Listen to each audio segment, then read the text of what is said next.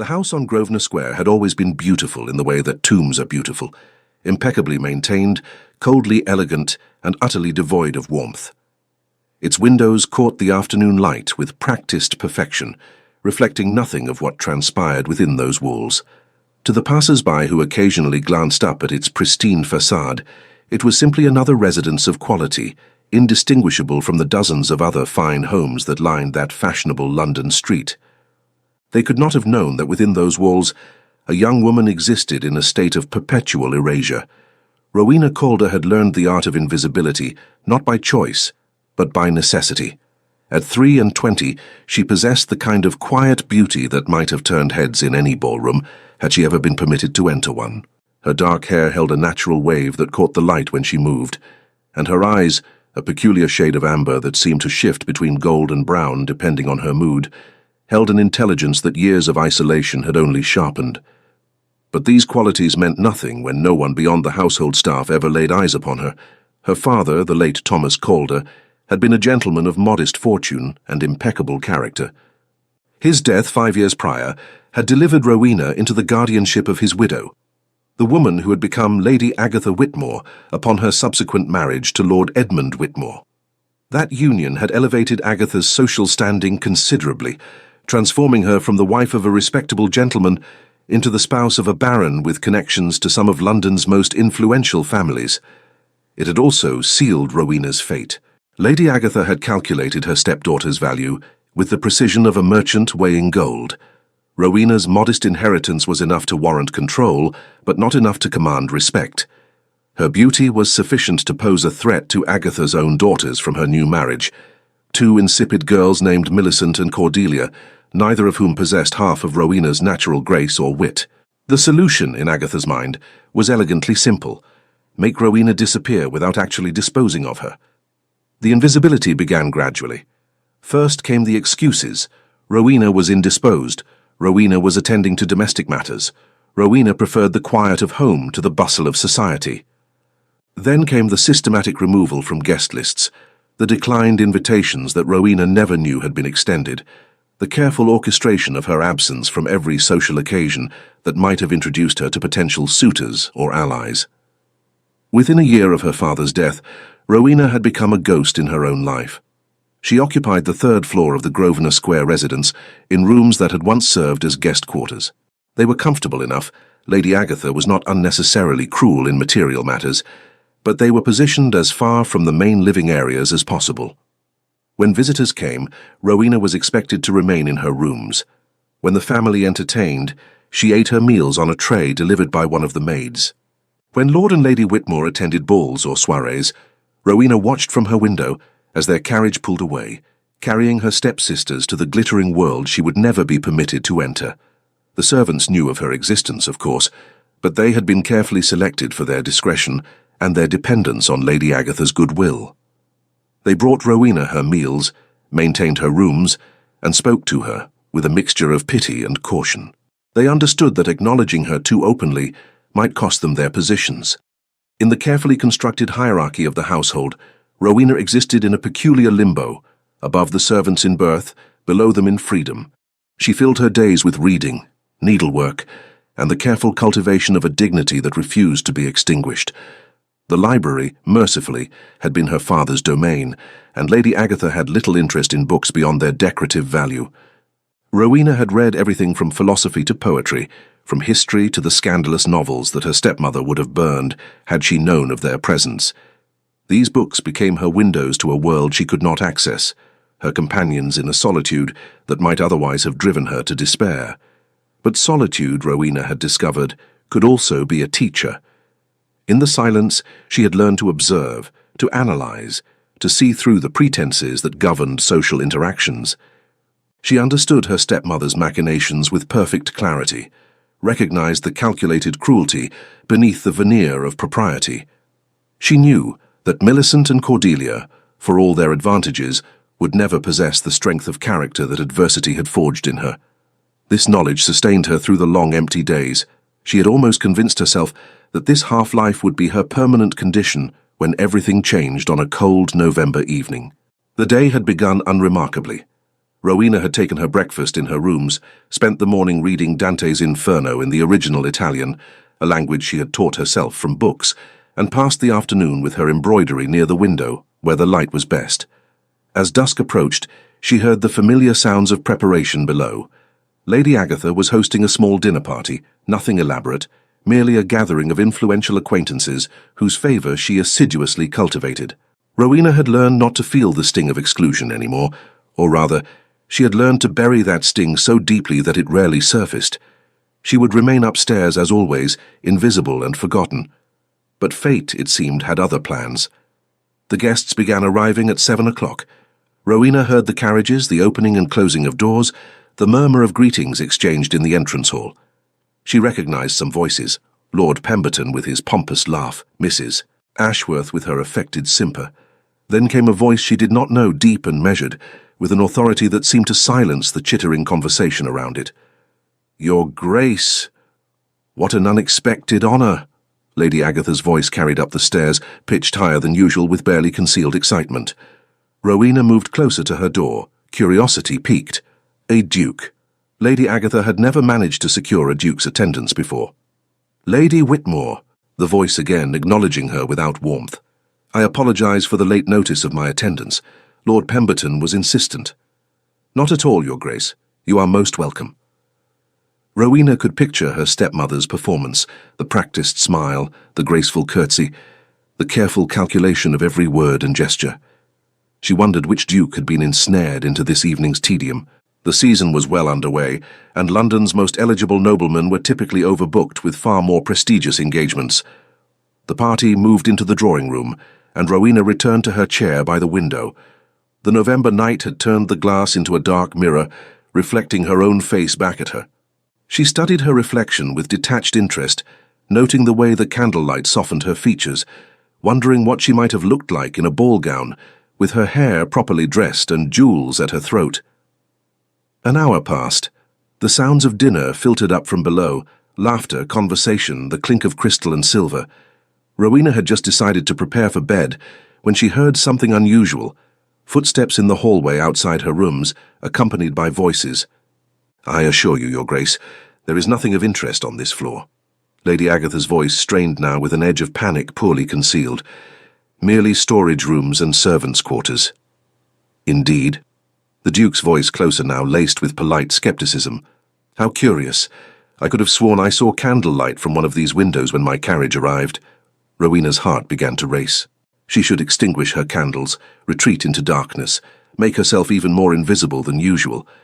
But something, stubbornness perhaps, or simply exhaustion with her own erasure, kept her frozen in place. "The servants, Your Grace. They do keep odd hours." Lady Agatha was practically hissing now. "Servants who read Italian poetry." The Duke's tone carried a note of amusement. "I saw the book quite clearly through the window. Dante, unless I'm mistaken." Before Lady Agatha could respond, footsteps approached Rowena's door. She stood, her hands clenched at her sides, her pulse thundering in her ears. The door opened. The man who entered was not what she had expected. Dukes, in her limited experience, gleaned from books and overheard conversations, were supposed to be either elderly and pompous or young and dissolute. Eldwin Harrowick, the Duke of Thornfield, was neither. He was perhaps 35, with the kind of austere handsomeness that commanded attention rather than invited it. His features were sharply defined: high cheekbones, a strong jaw, a mouth that looked unaccustomed to smiling. His eyes were the colour of slate, and they possessed an intensity that made Rowena feel as though he could see directly through her skin to the thoughts beneath. His dark hair was streaked with premature silver at the temples, and he carried himself with the absolute certainty of a man who had never been denied anything he truly wanted. He was also, Rowena knew without being told, the most dangerous man in London. She had heard whispers of the Duke of Thornfield, even in her isolation. The servants spoke of him in hushed tones, a man who had inherited his title at 20, after his father's sudden death, who had ruthlessly consolidated his power and fortune, who could ruin a man's reputation with a single word or elevate a nobody to prominence with equal ease. He was courted and feared in equal measure, and he attended society functions with the selectiveness of a king granting audiences. And he was standing in her room, studying her with those penetrating slate eyes. Your Grace, Lady Agatha appeared behind him, her face pale with fury barely contained. I must insist— You must insist on nothing, Lady Whitmore. Eldwin Harrowick's voice was quiet, but it carried the weight of absolute authority. I find myself curious about this young lady whom you failed to introduce, despite her obvious residence in your home. Rowena found her voice, surprised by its steadiness. I am Rowena Calder, Your Grace. She executed a curtsy with the grace her mother had taught her years ago, before death had claimed her. Forgive the intrusion upon your evening. One of his eyebrows rose fractionally. The intrusion appears to be mine, Miss Calder. I was unaware that Lord Whitmore's household included a daughter of reading age, beyond the two young ladies currently terrifying my dining companions with their conversation. Despite everything, Rowena felt a smile tug at her lips. Millicent and Cordelia were indeed tedious conversationalists. Stepdaughter, Your Grace, Lady Agatha interjected, her voice sharp. From my first marriage. Rowena prefers the quiet of her rooms to society. She is of a decidedly scholarly disposition. How fascinating! The Duke's gaze never left Rowena's face. And does this scholarly disposition extend to Italian literature? I noticed Dante by your window. It does, Your Grace, along with French, some Greek, and a smattering of Spanish. All self-taught, I presume. Yes, Your Grace. Something flickered in those slate eyes. Respect, perhaps, or intrigue. Remarkable. And you find that Dante's vision of the Inferno resonates with your current circumstances, Miss Calder? The question was pointed, deliberately so. Rowena felt Lady Agatha's panic radiating like heat from a fire. This was her moment, her single opportunity to speak truth to someone who might actually listen. She could remain silent, complicit in her own erasure, or she could answer honestly. She chose honesty. I find, Your Grace, that Dante understood the nature of imprisonment quite well. The deepest circles of hell are reserved not for those who sin from passion, but for those who betray trust and manipulate others for personal gain. The silence that followed was absolute. Lady Agatha had gone rigid, her face a mask of barely controlled rage. Lord Whitmore, who had appeared in the hallway behind his wife, looked confused and uncomfortable. The Duke's expression remained impassive, but Rowena could have sworn she saw approval flash across his features. A perceptive reading, Miss Calder. I wonder that you've been denied the opportunity to share such insights in broader company. Your Grace, if you would return to the dining room, Lady Agatha began. I find I've lost my appetite for this particular gathering, Lady Whitmore. Eldwin Harrowick turned to face her fully, and even Rowena felt the chill of his displeasure. Tell me, how long has Miss Calder been residing in your household? 5 years, Your Grace, since her father's passing. 5 years. And in that time, she has never been presented to society? Never attended a single ball or soirée? As I mentioned, she prefers— What you mentioned, madam, was a convenient fiction. The Duke's voice could have frozen water.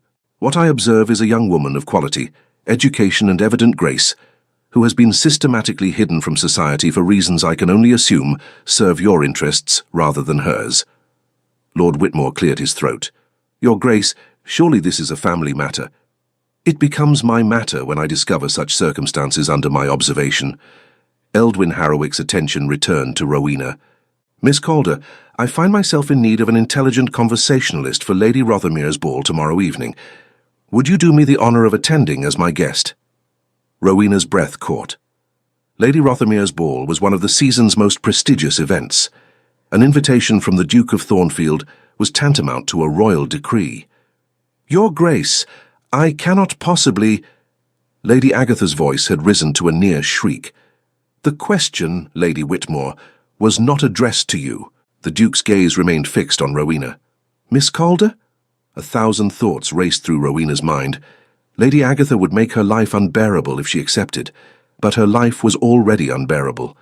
This might be her only chance to escape the shadows, to be seen, to exist as something more than a ghost in her own existence. I would be honoured, Your Grace. Excellent. I shall send my carriage at 8 o'clock tomorrow evening. I trust you have suitable attire. His eyes flickered to Lady Agatha with unmistakable meaning. She has nothing appropriate for such an occasion, Lady Agatha said through clenched teeth. Then I shall send my sister's modiste first thing in the morning. Lady Eleanor is approximately Miss Calder's size, and she has more gowns than one woman could wear in a lifetime. He turned back to Rowena. Until tomorrow evening, Miss Calder. I look forward to discussing Dante's other works with you. I find his Paradiso particularly relevant to certain social transformations. With that, he nodded and left the room, his footsteps echoing down the hall with the finality of a judge's gavel. The moment he disappeared, Lady Agatha rounded on Rowena, her face contorted with rage. "How dare you? How dare you speak to His Grace in such a manner? You've embarrassed this family, you ungrateful—" "That will be quite enough, Agatha." Lord Whitmore's voice, rarely assertive, cut through his wife's tirade. "The Duke has extended an invitation. To refuse it would be a far greater embarrassment than anything Rowena has done." Lady Agatha turned on her husband, but whatever she saw in his expression made her close her mouth. Lord Whitmore was a mild man, easily influenced, but he was not a fool. He understood power when he saw it, and the Duke of Thornfield wielded more power than anyone else in London. To openly defy him would be social suicide. "You will attend this ball," Lord Whitmore continued, his eyes on Rowena. "You will conduct yourself with absolute propriety, and you will do nothing to further embarrass this household. Is that clear?" "Perfectly clear, my lord." He nodded and left, pulling Lady Agatha with him despite her protestations. Their voices faded down the hall, leaving Rowena alone in her room, trembling with emotions she could barely name. She had been seen. After 5 years of careful erasure, someone had looked at her and truly seen her. Not the inconvenient stepdaughter, not the potential rival, but a woman of intelligence and worth. And that someone was the most dangerous man in London. Rowena returned to her window, staring out at the darkness. Somewhere in that vast city, Eldwin Harrowick was returning to his own residence, plotting whatever machinations had prompted his invitation. She was not naive enough to believe his interest was purely altruistic. Men like the Duke of Thornfield did nothing without calculation, but neither was she foolish enough to reject the opportunity he had offered, whatever his motives, whatever dangers awaited her. Tomorrow evening she would step out of the shadows and into the light, and God help anyone who tried to push her back into the darkness. The night passed slowly. Rowena barely slept, her mind racing with possibilities and fears. When dawn finally broke, she heard the household stirring below, preparing for the arrival of the Duke's modiste. Lady Agatha would be furious, but she would play her role. She had no choice. The modiste arrived at 9 o'clock sharp, accompanied by 2 assistants and enough fabric and accessories to outfit a queen. Madame Laurent was a small, sharp-eyed Frenchwoman who took one look at Rowena and smiled with genuine pleasure. "Ah, mademoiselle, you will be magnifique. His Grace has excellent taste. Come, we must work quickly." The next few hours were a whirlwind of measurements, fabric selections, and fittings. Madame Laurent worked with the efficiency of a general commanding troops, her assistants following her orders with practiced precision. She had brought several gowns from Lady Eleanor's wardrobe, each more beautiful than the last, but none seemed to satisfy her exacting standards. "Non, non, this will not do. Mademoiselle needs something that speaks to her own character, not merely borrowed elegance." She studied Rowena with narrowed eyes, then snapped her fingers. "The emerald silk. Yes, it will bring out the gold in her eyes and complement her coloring perfectly." The emerald silk was breathtaking. Cut in the latest fashion, it featured a low neckline that would have scandalized Lady Agatha, a fitted bodice that emphasized Rowena's figure, and a skirt that fell in elegant folds to the floor. Madame Laurent made adjustments with pins and chalk, muttering in French about proportions and drape. "Your hair, mademoiselle," she said finally, stepping back to assess her work. "It must be dressed properly. I will send Lisette, Lady Eleanor's lady's maid. She is an artist with hair. Madame Laurent, I cannot possibly accept—" "You can, and you will." His Grace's orders were very clear. "You are to be presented at Lady Rothermere's ball as a young lady of quality and distinction. This is what you are, no? So we simply reveal what has been hidden." Rowena felt tears prick her eyes. Madame Laurent's kindness, matter-of-fact as it was, touched something deep within her. "Thank you," she whispered. The modiste patted her hand. "Merci is for small favors, mademoiselle. For justice, we simply say bon. Now gloves, slippers, reticule, all must be perfect." By the time Madame Laurent and her assistants departed, Rowena's room looked like a duchess's boudoir. The emerald gown hung on a dress form, catching the afternoon light with a shimmer that seemed almost magical. Matching slippers, long white gloves, and a delicate reticule embroidered with silver thread lay arranged on her bed. A small jewelry case contained a simple but elegant necklace of pearls and matching eardrops. Lady Agatha appeared in the doorway as Rowena was examining the jewelry, her face tight with suppressed fury. "Do not think, girl, that one evening will change your circumstances. The Duke of Thornfield is known for his unpredictability. This interest in you is merely a whim, an amusement. By week's end, you will be forgotten, and you will be back where you belong." Rowena met her stepmother's gaze steadily. "Perhaps, but for one evening I will exist in the world beyond these walls, and that is more than I've had in 5 years. You ungrateful." "I am grateful, Lady Whitmore. Grateful to His Grace for his kindness, grateful to Madame Laurent for her skill, grateful to my father for teaching me that dignity is not conferred by circumstance, but claimed by character." Lady Agatha's hand twitched, and for a moment Rowena thought she might strike her. But even in her rage, Agatha knew better than to leave marks that might be visible at the ball.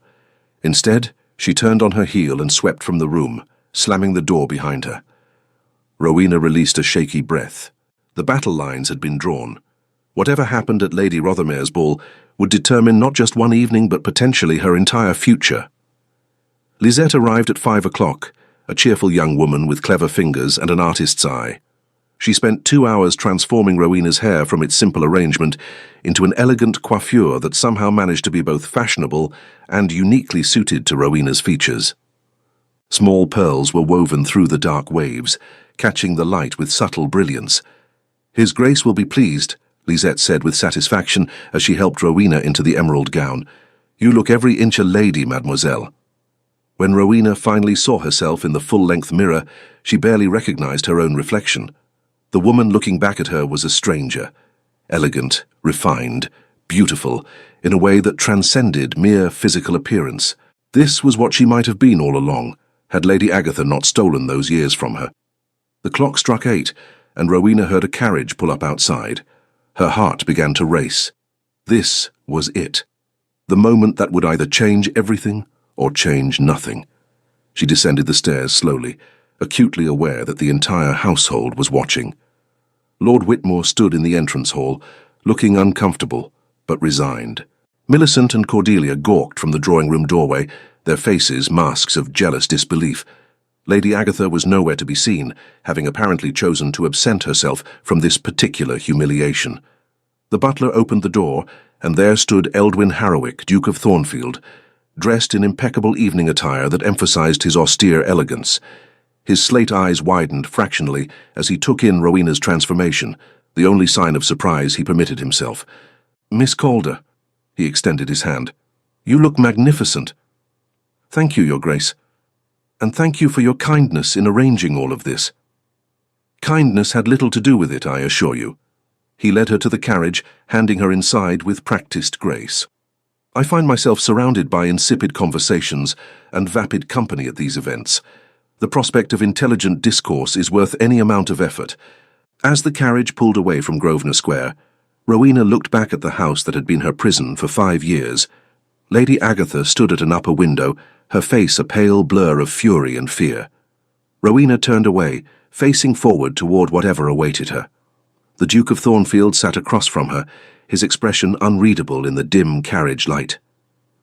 "You understand," he said quietly, "that there will be consequences to tonight. Society will take notice of you. Questions will be asked. Your stepmother's careful construction will collapse. I understand, Your Grace. And you're prepared for that?" Rowena met his gaze directly. "I have been invisible for 5 years, Your Grace. Whatever consequences arise from being seen cannot be worse than the slow death of erasure." Something shifted in his expression, respect, admiration, perhaps even a hint of warmth. "No," he agreed, "they cannot." The carriage rolled through the London streets toward Lady Rothermere's mansion, carrying Rowena toward a destiny she could not yet imagine. Behind her lay years of shadows and silence. Ahead lay the glittering, treacherous world of London society. And beside her, in the darkness of the carriage, sat the most dangerous man in London, the man who had chosen, for reasons yet unknown, to bring her into the light. Whatever his motives, whatever games he played, Rowena knew one thing with absolute certainty. Her life would never be the same again. The shadows had released their hold, and there was no going back. Lady Rothermere's mansion blazed with light, every window a golden rectangle against the November darkness. Carriages lined the street in an elaborate procession, depositing London's most distinguished citizens at the entrance, where footmen in immaculate livery waited to receive them. The sound of music drifted through the night air, accompanied by the murmur of hundreds of conversations blending into a single elegant hum. Rowena's hands trembled slightly in her lap as their carriage joined the queue. The Duke of Thornfield noticed, as he seemed to notice everything, and spoke with unexpected gentleness. "Nervousness is natural, Miss Calder, but remember that you have every right to be here. Your father was a gentleman of impeccable character, and you possess accomplishments that would put most of these ladies to shame. They will judge me nonetheless, Your Grace. They will judge you regardless of what you do or say. That is the nature of society. The question is whether you will permit their judgment to define you." He leaned forward slightly, his slate eyes intent. "I did not bring you here to watch you shrink into the shadows again. I brought you here to claim what should have been yours all along." Before Rowena could respond, the carriage stopped at the entrance. A footman opened the door, and the Duke descended first, then turned to hand Rowena down. The moment her slippered foot touched the pavement, she felt the weight of dozens of eyes upon her. The whispers began immediately. "Who is that with Thornfield?" "I've never seen her before." "My dear, look at that gown, clearly French and recent." "But who is she?" Eldwin Harrowick offered his arm with the same calm authority he brought to everything, and Rowena took it, lifting her chin in unconscious imitation of his own bearing. They ascended the marble steps together, and she was acutely aware of being the focus of intense scrutiny from everyone they passed. Lady Rothermere herself stood in the receiving line, a formidable woman in her 60s whose approval or disapproval could make or break a social reputation. Her eyes widened fractionally when she saw the Duke approaching with an unknown young woman on his arm. "Your Grace," she said, her curiosity barely concealed beneath polite formality, "what a pleasure to see you this evening. Lady Rothermere, may I present Miss Rowena Calder? Miss Calder, our gracious hostess, Lady Rothermere."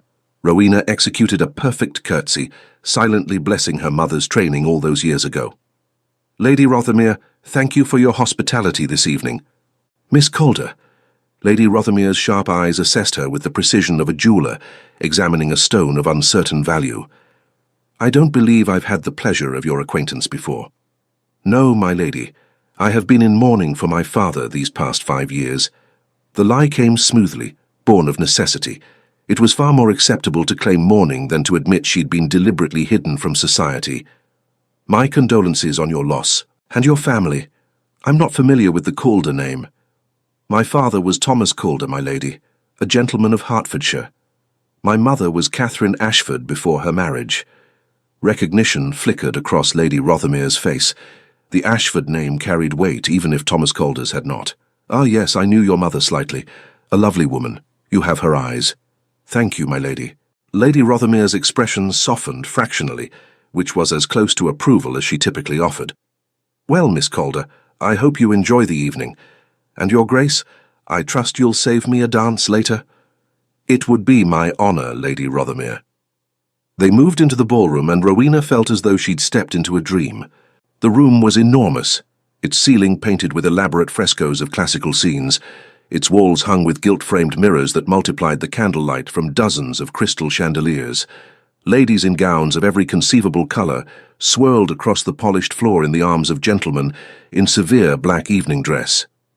The orchestra occupied a raised platform at one end of the room, their music soaring above the conversation. It was overwhelming and magnificent and utterly foreign to everything Rowena had known for the past 5 years. "Breathe, Miss Calder," the Duke murmured. "You look as though you've forgotten how." She laughed, surprising herself. "I feel as though I've stepped into one of my novels, Your Grace. I'm half convinced I'll wake up in my room to find this was all a dream. I assure you this is quite real, though I'll grant you that society often resembles fiction more than reality." He guided her along the edge of the ballroom, nodding to acquaintances but not stopping. "We're being watched quite intensely. Every gossip in London is trying to determine who you are and what your connection to me might be." "And what should I tell them if asked?" "The truth, as much as it suits you. You are the daughter of Thomas Calder, lately out of mourning. currently residing with your stepmother, Lady Whitmore. I encountered you at a small gathering and found your conversation refreshing enough to extend this invitation." His eyes glinted with something that might have been amusement. "The fact that Lady Whitmore has kept you hidden will become obvious soon enough, but there's no need to volunteer the information." They were interrupted by a jovial voice. "Thornfield! By God, man, I've been looking for you everywhere." Lord Pemberton approached, red-faced and expansive, with a striking young woman on his arm. "May I present my niece, Miss Charlotte Pemberton? Charlotte, this is the Duke of Thornfield, whom I've mentioned." Miss Pemberton was beautiful in the conventional sense, golden hair, blue eyes, porcelain skin, and she gazed at the Duke with poorly concealed interest. "Your Grace, what a pleasure." "Miss Pemberton." Eldwin's bow was correct but cool. "May I present Miss Rowena Calder? Miss Calder, Lord Pemberton and his niece." Charlotte Pemberton's eyes swept over Rowena with the dismissive assessment of someone secure in her own superiority. "Miss Calder, how lovely. I don't believe we've met before." "No, we have not." Rowena matched her tone precisely, sweet and meaningless. "Miss Calder has been in mourning," the Duke interjected smoothly. "But she is now returned to society, and I'm endeavouring to ensure she enjoys her first ball in quite some time." "How charitable of you, Your Grace." Charlotte's smile didn't reach her eyes. "Though I'm sure Miss Calder appreciates your condescension in taking time from more important acquaintances." The insult was subtle, but unmistakable. Rowena felt anger flash through her, but before she could respond, the Duke's voice cut through the tension like a blade through silk. "I find, Miss Pemberton, that importance is often inversely proportional to one's need to assert it. Miss Calder requires no condescension, as her company is vastly preferable to much of what passes for conversation in these gatherings." He turned to Rowena. "Miss Calder, I believe the next dance is forming. Would you do me the honour?" "I would be delighted, Your Grace." As they walked away, Rowena heard Charlotte's indignant whisper to her uncle. The Duke's expression remained impassive, but she could have sworn she saw satisfaction in the set of his shoulders. "You needn't have defended me quite so forcefully, Your Grace," Rowena said quietly. "I can manage cutting remarks." "I have no doubt. But Miss Pemberton has been attempting to secure my attention for 3 seasons now, and I find her persistence tedious. Your presence provides an excellent excuse to discourage her further efforts." They took their positions for the waltz, and Rowena felt a moment of panic. She had learned the steps from a book and practiced them alone in her room, but she had never actually waltzed with a partner. The Duke must have sensed her hesitation. "Follow my lead, Miss Calder. I promise not to let you stumble." The music began, and his hand settled at her waist with confident precision.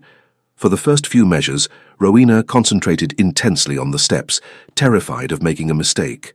But gradually she began to relax into the rhythm, trusting the Duke's guidance. He was an excellent dancer, leading with subtle pressure that made the complicated movements feel natural. "You're doing beautifully," he said, "for someone who learned from books." "How did you know?" "Your focus is entirely on technique rather than performance. It's the mark of self-teaching."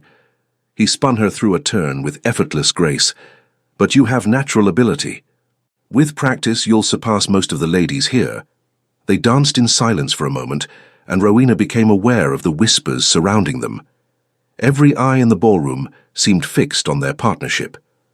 The Duke of Thornfield rarely danced, and never with unknown young ladies of uncertain provenance.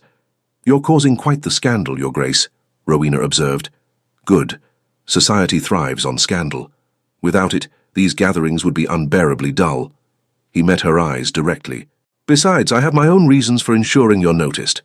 "And what reasons might those be?" "In time, Miss Calder. For now, simply enjoy the evening." The waltz ended, and the Duke escorted her from the floor. Immediately, they were surrounded by curious acquaintances, all eager to be introduced to the mysterious young woman who had captured the Duke's attention. Rowena found herself swept into a whirlwind of conversations, each more exhausting than the last. There was Lady Ashworth, who had known Rowena's mother and expressed elaborate condolences. There was the Honourable Mr. Fitzwilliam, who asked her to dance and proceeded to bore her with stories of his hunting exploits. There was Mrs. Cavendish, who interrogated her about her family connections with the subtlety of an inquisitor. Through it all, the Duke remained nearby, a silent but formidable presence that kept the more aggressive social predators at bay. By the time supper was announced, Rowena's head was spinning. She had been introduced to more people in 3 hours than she'd met in the previous 5 years, names and faces blurred together in a kaleidoscope of silk, jewels, and carefully crafted smiles. The Duke guided her to supper with the same proprietary care he'd shown all evening. They were seated at a small table with Lord and Lady Stratford, an older couple who treated Rowena with genuine kindness rather than curiosity. "For your first ball, Miss Calder?" Lady Stratford asked gently. "In many years, yes, my lady. It can be overwhelming, I know, but you're managing beautifully. I've been watching you navigate the social waters with considerable grace. Thank you, my lady, though I confess I feel rather like a swimmer who's been thrown into the ocean and told to reach the shore." Lady Stratford laughed. "An apt metaphor, but you have an excellent guide in his grace. There's no one better positioned to ensure your safe arrival." Rowena glanced at the Duke, who was engaged in conversation with Lord Stratford about some political matter. She wondered again at his motives. Men like Eldwin Harrowick did nothing without purpose, and she could not believe that his interest in her was purely humanitarian. After supper, as they returned to the ballroom, the Duke was claimed by Lady Rothermere for the dance he'd promised. Rowena found herself standing alone for the first time that evening, acutely aware of the stares and whispers. A voice spoke from behind her. "Miss Calder, isn't it?" She turned to find a gentleman of perhaps 30, with kind brown eyes and an open, friendly expression. "Yes, sir." "Edmund Waverley, at your service. I'm a friend of Thornfield's, though he'd probably dispute the term friend." He smiled. "He prefers acquaintance, or occasional associate." Despite her nervousness, Rowena found herself smiling back. "He does seem to prefer precision in language." "Among other things, would you care to dance? I promise to be less tedious than Fitzwilliam was. I saw your expression during his hunting stories. You have an excellent talent for concealing boredom." "You were watching me?" "Everyone was watching you, Miss Calder. You arrived on Thornfield's arm, which is news enough. The fact that he's barely left your side all evening is unprecedented." They took their positions for a country dance, and Rowena found Edmund Waverley to be an easy companion. He made her laugh with witty observations about the other guests, and asked intelligent questions about her interests without prying into her personal circumstances. "You read Italian, I understand," he said, as they came together in the dance. "I do. How did you know?" "Thornfield mentioned it. He was quite impressed, which is saying something. He's not easily impressed. And you, Mr. Waverley? What are your accomplishments?" "Nothing so elevated as Italian literature, I'm afraid. I dabble in architecture and spend far too much time arguing with Thornfield about political philosophy. He's a Tory to his bones, and I'm decidedly more progressive in my views." "How do you manage to remain friends if you disagree so fundamentally?" "Because Thornfield, for all his austere exterior, respects genuine conviction. He'd rather argue with someone who holds opposing views sincerely than agree with someone who simply echoes his opinions." Edmund smiled. "Besides, I think he finds most of society boring. At least I provide entertainment." The dance ended, and Edmund returned her to the edge of the ballroom. The Duke reappeared moments later, his expression unreadable as he assessed Edmund. "Waverley, I see you've been entertaining Miss Calder in my absence." "Someone had to, Thornfield. You can't monopolize the most interesting woman at the ball all evening." Edmund bowed to Rowena. "Miss Calder, it's been a pleasure. I hope we'll meet again soon." As Edmund walked away, the Duke turned to Rowena.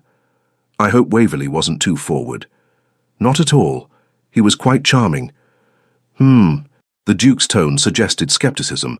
"Waverley's charm is legendary, and frequently deployed with ulterior motives, as opposed to your own motives, Your Grace, which are entirely transparent."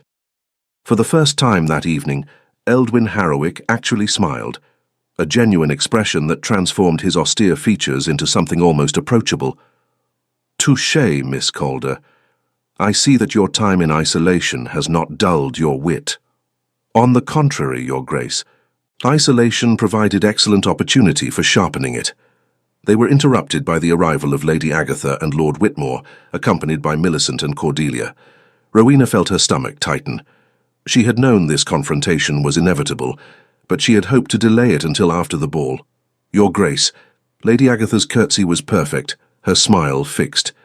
"How delightful to see you again. I trust Rowena has not been too much of a burden on your evening?" "On the contrary, Lady Whitmore. Miss Calder has proven to be the most accomplished partner I've had the pleasure of conversing with in quite some time." Lady Agatha's smile tightened fractionally. "How kind of you to say so, Your Grace. I hope she has properly expressed her gratitude for your generosity in extending this invitation." "Her gratitude is unnecessary. The pleasure has been entirely mine." Millicent stepped forward, her expression petulant. "Your Grace, I was hoping you might have time for a dance. I've been practicing the quadrille specifically for this evening." The Duke's expression returned to its usual impassivity. "I'm afraid my dances are all spoken for this evening, Miss Whitmore. Perhaps another time." It was a polite dismissal, and Millicent had no choice but to accept it with an approximation of grace. Cordelia wisely remained silent, though her jealous glare at Rowena spoke volumes. Lord Whitmore cleared his throat awkwardly. "Well, we shall leave you to enjoy the evening. Rowena, I trust you'll be ready to depart when the family does?" Before Rowena could answer, the Duke spoke.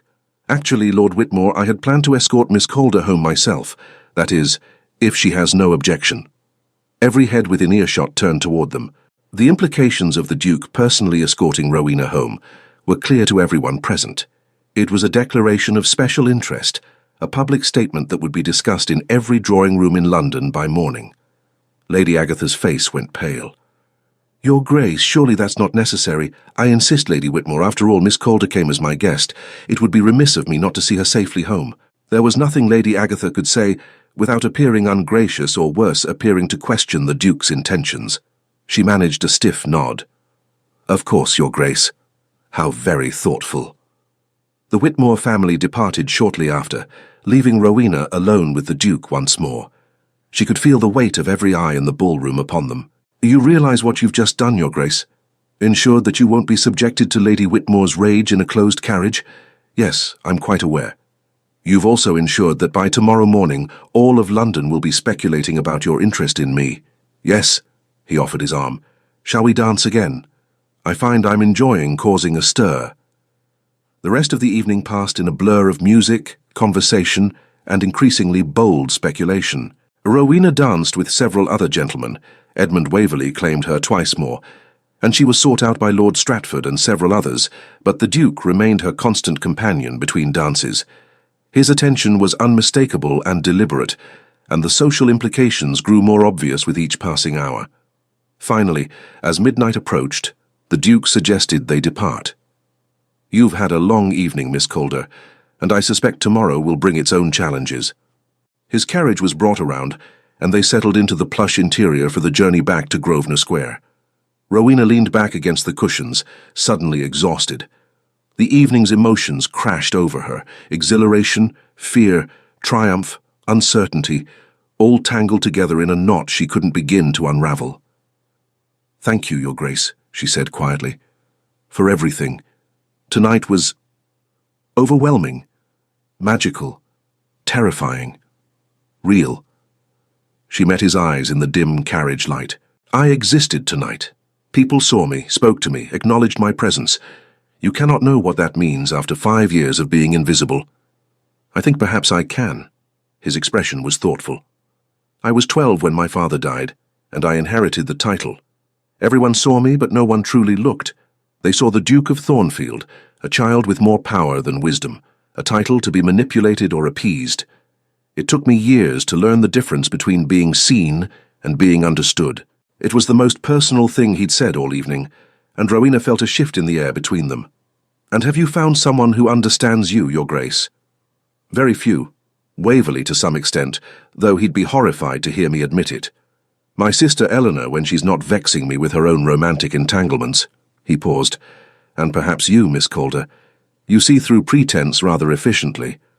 Years of observation from the shadows, Your Grace. It teaches one to recognize performance versus authenticity."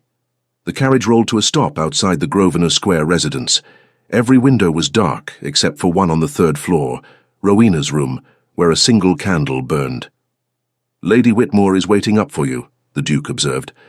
"Undoubtedly. I imagine she has quite a lot to say about this evening's events. Will you be all right?" The concern in his voice surprised her. "I've survived her displeasure for 5 years, Your Grace. I think I can manage one more night. Nevertheless." He reached into his coat and withdrew a card. This is my sister's address. If at any point you find your circumstances intolerable, send word to Lady Eleanor. She will provide assistance." Rowena took the card, touched by the gesture. "Thank you, Your Grace, but I cannot run to your sister every time my stepmother is displeased with me." "No, but you can run to her if your stepmother makes your life unbearable. There's a difference." He descended from the carriage and handed her down. "Miss Calder, tonight was merely the beginning. What comes next will be far more complicated." "What do you mean?" "Society has taken notice of you. You cannot be erased again. Not after this. Lady Whitmore will realize that her control over you has been compromised.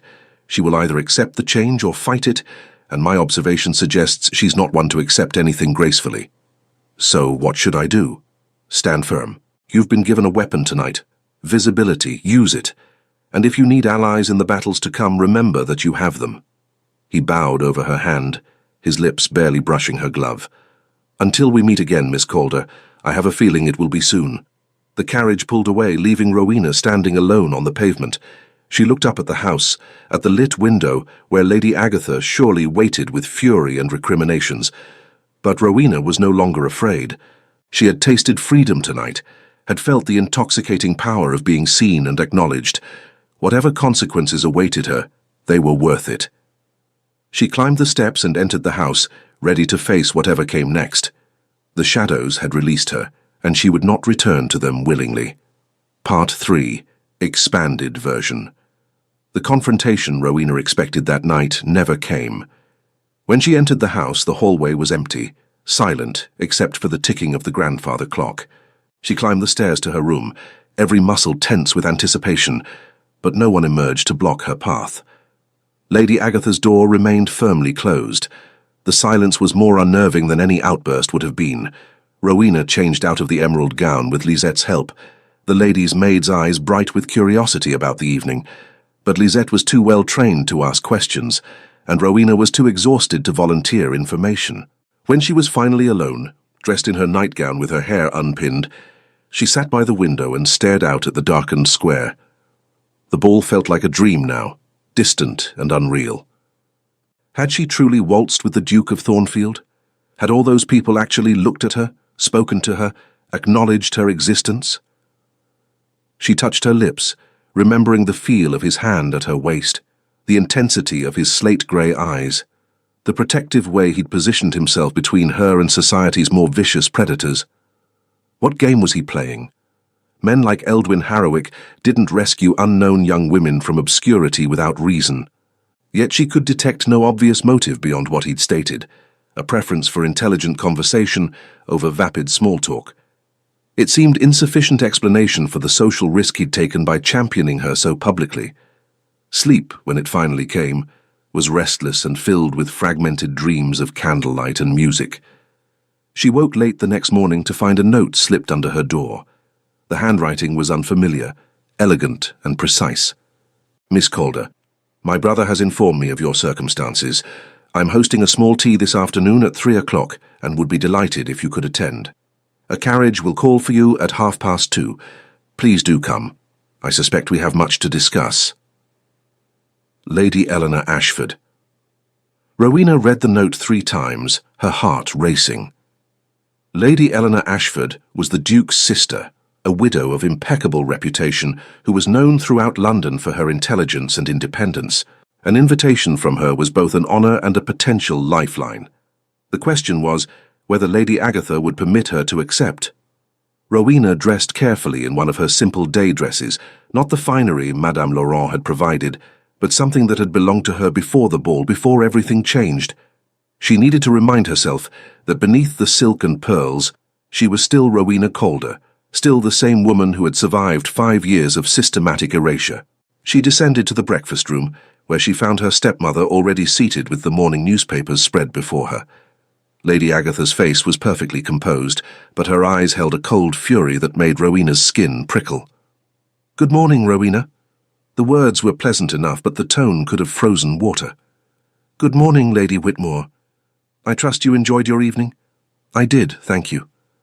Lady Agatha set down her teacup with deliberate precision. "How gratifying. Of course, you realize that the Duke's attention was merely a momentary whim. Men of his station amuse themselves with novelties, but they quickly return to their own sphere. By next week, he will have forgotten you entirely. Rowena helped herself to toast from the sideboard, keeping her voice level. Perhaps, but even a week of being seen is preferable to years of invisibility. Is it? Lady Agatha's smile was sharp. You have no idea what you've set in motion, foolish girl. Society is not kind to those who rise above their station. You will be scrutinized, judged, and very likely found wanting. Your father's modest origins will be examined, your lack of fortune noted, your absence from society for the past 5 years questioned. Do you truly believe you can withstand that scrutiny? I survived 5 years of your cruelty, Lady Whitmore. I imagine I can manage society's judgment. The mask of civility slipped for just a moment, and Rowena saw the raw hatred beneath. Then Lady Agatha regained control, her expression smoothing into polite indifference. Well, we shall see. I assume you'll be spending the day in your rooms as usual? This was the moment. Rowena took a breath and withdrew Lady Eleanor's note from her pocket. Actually, I've been invited to tea with Lady Eleanor Ashford this afternoon. A carriage will call for me at 2:30. Lady Agatha's hand clenched around her teacup. Lady Eleanor Ashford, the Duke's sister.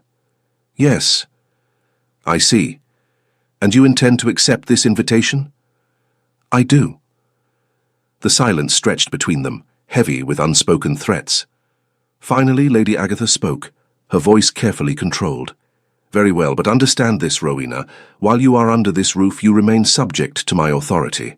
The Duke's interest may protect you in society, but it does not extend to what happens within these walls. Remember that.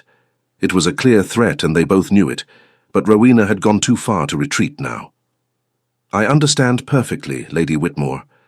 She finished her breakfast in silence and retreated to her room to prepare for the afternoon. The hours passed with agonizing slowness. Rowena tried to read, but the words blurred on the page.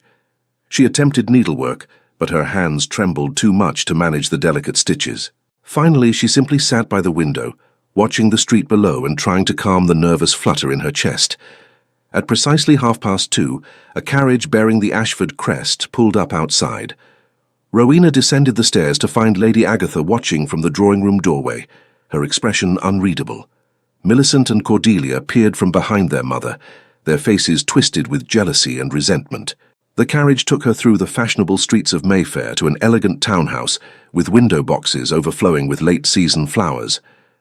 A butler ushered her into a drawing-room decorated with exquisite taste, comfortable rather than ostentatious, filled with books and art that suggested the owner's genuine interests rather than mere social display.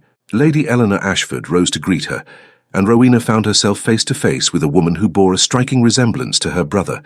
The same slate-grey eyes, the same aristocratic features, but softened by warmth and genuine welcome. Miss Calder, how delightful to finally meet you. Eldwin has spoken of nothing else since last night. Lady Eleanor took both of Rowena's hands in hers, her smile radiant. Please sit. We have so much to discuss, and I want to hear everything.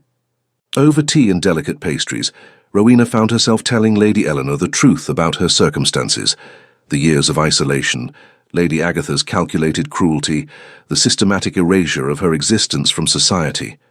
The words poured out of her in a torrent she couldn't control, 5 years of silence finally breaking open.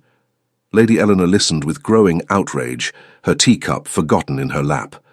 That woman should be horsewhipped, she declared when Rowena finished. To hide you away like that, to deny you your rightful place in society, it's monstrous. Absolutely monstrous. And your stepsisters, those insipid girls, being paraded about while you were locked away like some shameful secret. Your brother seems to think I can reclaim what was taken from me, Rowena said quietly, but I'm not certain how, or even if it's truly possible. Society has rules, expectations.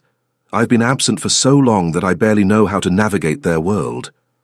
Then we shall teach you, not the false rules that govern superficial interactions, but the real mechanisms of power and influence. Lady Eleanor leaned forward, her expression intense. Society is not as rigid as it appears, Miss Calder. It bends for those who understand how to apply pressure in the right places, and with Eldwin's support and mine, you'll have all the leverage you need. But I must ask, Miss Calder, what do you want? Not what others want for you, but what you truly desire for yourself. No one had ever asked Rowena that question before. She sat in silence for a long moment, truly considering. What did she want? Freedom, certainly. Recognition, undoubtedly. But beyond that? I want freedom, she said finally. Freedom to make my own choices, to live my own life, to be seen and acknowledged as a person of worth. I don't need wealth or a grand marriage or social prominence for its own sake. I simply want the right to exist on my own terms, to use my mind, to contribute something meaningful to the world rather than being decorative or invisible. Then we shall ensure you have it. Lady Eleanor's smile was fierce. Starting today, you'll attend the theatre with me tomorrow evening. I have a box, and we'll make certain you're seen by everyone who matters. Then there's the Hartley musicale on Thursday, and Lady Ashworth's garden party on Saturday, and the Pemberton dinner next Tuesday. We'll fill your calendar so completely that Lady Whitmore won't have time to interfere or undermine you. But why would you do this for me? We've only just met. Because Eldwin asked me to, and I trust my brother's judgment implicitly. He's never been wrong about people, not once. Also because I've seen what society can do to women who lack protection and advocacy. My own marriage was arranged without my consent when I was 18, to a man 30 years my senior. He was kind enough in his way, but I had no choice in the matter, no voice in determining my own future. Lady Eleanor's expression softened with old pain. I know what it is to lack control over one's own destiny, Miss Calder. I wouldn't wish that powerlessness on anyone. Rowena felt tears prick her eyes. After so many years of isolation and cruelty, this unexpected kindness threatened to overwhelm her defences. Thank you, Lady Eleanor. I don't know how to repay such generosity. Nonsense. No repayment is necessary. Simply promise me you'll stand firm against whatever Lady Whitmore attempts. She'll try to undermine you, to convince you that you don't belong in society, that you're reaching above your station. Don't believe her lies. The afternoon passed quickly in pleasant conversation. Lady Eleanor was intelligent, witty, and refreshingly direct. She spoke candidly about her brother, painting a picture of a man who was far more complex than his austere public persona suggested. Eldwin learned early that showing emotion was perceived as weakness, she explained, pouring more tea. Our father was a cold, calculating man who valued power above all else. He saw affection as a liability, compassion as foolishness. When he died and Eldwin inherited at such a young age, the vultures descended immediately. Other nobles tried to manipulate him, to control his fortune and influence, to marry him off to their daughters for their own gain. He survived by becoming harder, more calculating, more impenetrable than anyone around him. But he's not truly cold, is he? Rowena asked softly. No. Beneath that icy exterior is a man of deep conviction and surprising compassion. He simply chooses very carefully who sees that side of him. Lady Eleanor smiled knowingly. The fact that he's chosen to reveal it to you is significant, Miss Calder. My brother does nothing by half measures. If he's decided to champion your cause, he will see it through to the end, regardless of what obstacles emerge. When Rowena finally returned to Grosvenor Square that evening, she found the household in turmoil. Invitations had begun arriving, not just one or two, but dozens. Word of her appearance at Lady Rothermere's ball had spread through London's social circles with remarkable speed, and suddenly everyone wanted to meet the mysterious young woman who had captured the Duke of Thornfield's attention. Lady Agatha stood in the entrance hall, surrounded by cream-coloured cards bearing the crests of London's most prestigious families.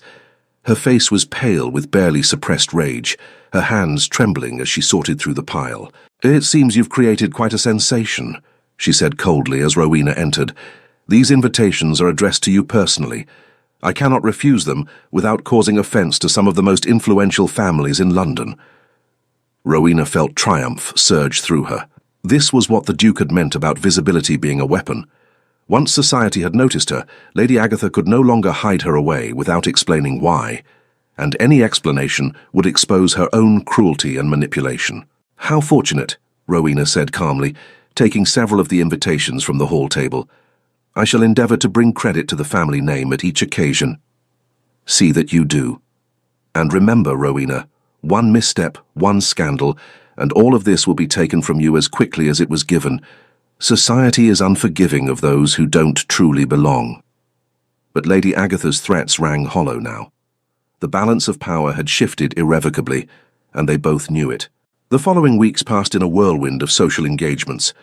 Rowena attended the theatre with Lady Eleanor, where they were visited in their box by a steady stream of curious society figures eager to assess the newcomer. She performed beautifully at the Hartley musical, playing Mozart on the pianoforte, with a skill that surprised everyone except those who understood how much time she'd had to practice in isolation. At Lady Ashworth's garden party, she conversed easily about literature and politics, demonstrating an education that far exceeded what most young ladies possessed. Through it all, the Duke of Thornfield remained a constant presence. He didn't monopolize her time. That would have been too obvious, too likely to cause scandal before they were ready, but he appeared at every event she attended, always finding moments to speak with her privately to ensure she was managing the social waters successfully, to offer subtle guidance when she seemed uncertain. Their conversations deepened with each encounter.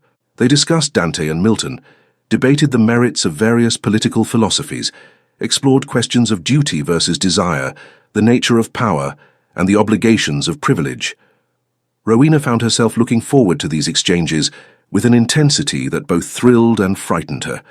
She had never met anyone whose mind matched hers so perfectly, whose observations were so sharp, whose silences were as meaningful as his words. She was, she realized with growing alarm, falling in love with him. It was foolish, dangerous, almost certainly doomed.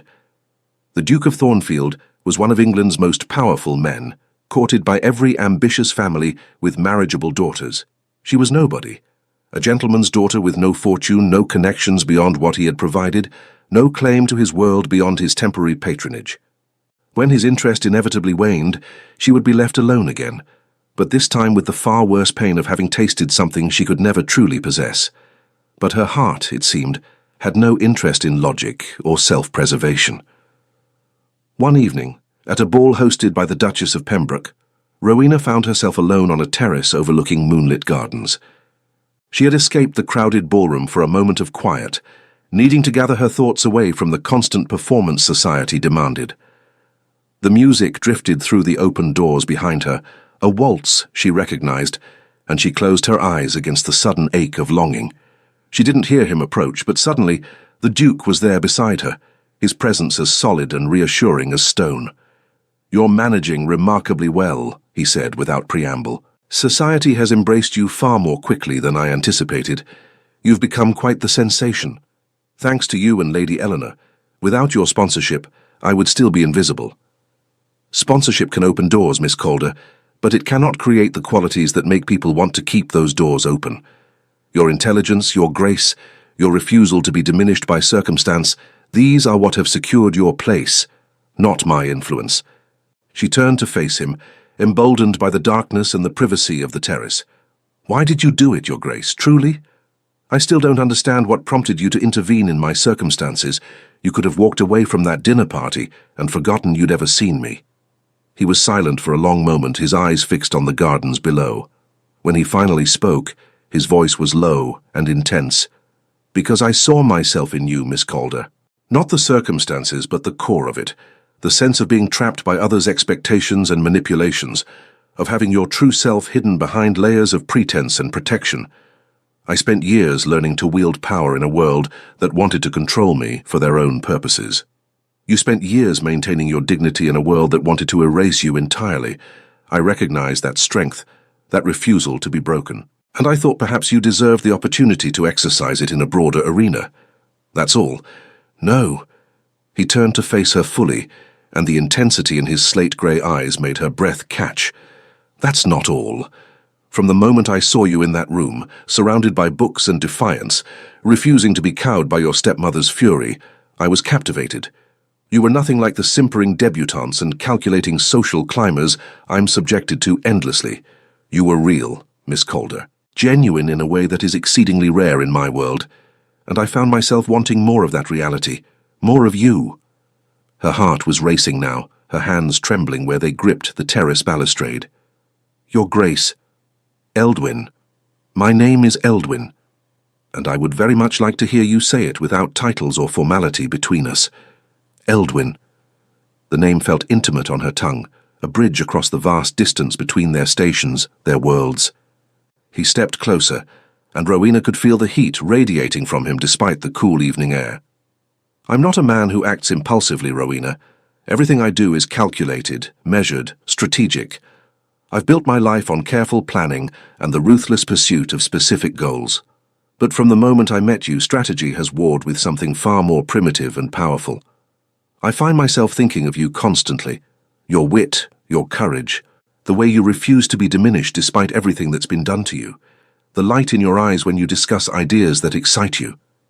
What are you saying?" She barely recognized her own voice, breathless and uncertain. "I'm saying that I brought you into society with the intention of giving you freedom and opportunity, of righting an injustice I'd accidentally discovered. But somewhere along the way, my motives became far more selfish. I want you visible not just for your sake, but for mine. I want the right to stand beside you publicly, to claim your time and attention, to make it clear to every man in London that you are not available for their pursuit. Because you want me for yourself." Yes. The single word was weighted with absolute certainty. "I want you for myself," Rowena called her. "Not as a mistress or a temporary amusement, but as my wife, as the Duchess of Thornfield, as my partner in all things." The world seemed to tilt beneath her feet. "That's impossible." "Why?" "Because I'm nobody. A gentleman's daughter with no fortune, no connections beyond what you've given me, no claim to the kind of life you're describing. Society will never accept it. They'll say you married beneath you, that I trapped you somehow, that I'm a fortune hunter who manipulated—" "Let them say what they wish. I've never cared for society's opinion, and I don't intend to start now." He took her hands in his, and Rowena felt the warmth of his touch even through her gloves. "I'm asking you, Rowena, will you marry me? Will you stand beside me, not as decoration or social obligation, but as my partner, my equal, my choice? Will you bring your brilliance and strength into my life permanently?" She wanted to say yes. Every fiber of her being yearned to accept, to step into the future he was offering. But doubt held her back. Years of manipulation making her question even genuine feeling. "How can I be certain this is real? How do I know this isn't just another form of manipulation, another powerful person using me for their own purposes?" "You can't be certain, not completely. That's the nature of trust, Rowena. It requires a leap of faith, a willingness to be vulnerable." His grip on her hands tightened. "But I can tell you this. I have never asked another woman to marry me. I have never felt for anyone what I feel for you, and I will spend the rest of my life proving that this choice was the right one for both of us. I will value your mind, respect your opinions, support your ambitions. You will never be invisible again, never be silenced or diminished, I swear it." Rowena looked into his eyes and saw truth there, raw, vulnerable, unmistakable. This man who had armored himself against the world was opening that armor for her, offering her the one thing he guarded most carefully, his heart. "Yes," she whispered. "Yes, I'll marry you, Eldwin." He smiled then, a genuine expression of joy that transformed his entire face from austere to almost boyish. Thank God. I was prepared to argue my case all evening if necessary. I had at least a dozen more persuasive points ready.